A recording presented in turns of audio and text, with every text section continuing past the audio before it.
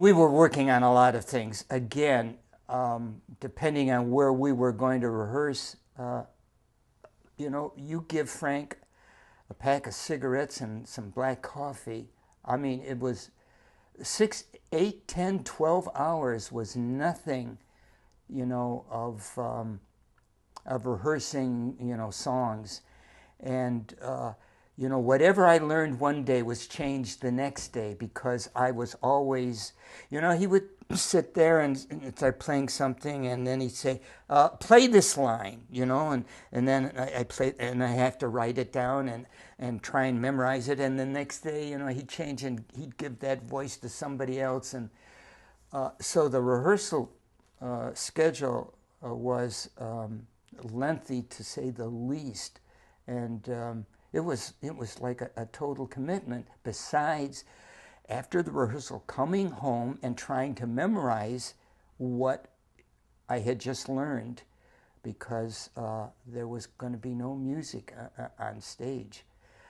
So just from that standpoint, it changed every day, and and I think that was in Frank's nature, because we would be playing a song and all of a sudden, he'd say, you know what, I don't like the beat, and then he'd change the beat, but it was always, reworking something.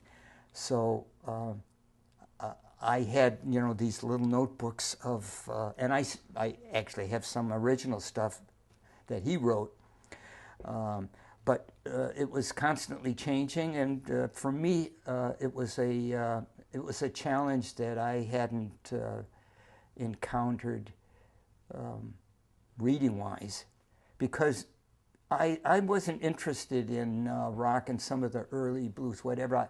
To me, I grew up listening to Miles Davis and Charlie Parker and Beethoven, Bartok, Stravinsky. To me, there was a real challenge there in more ways than one.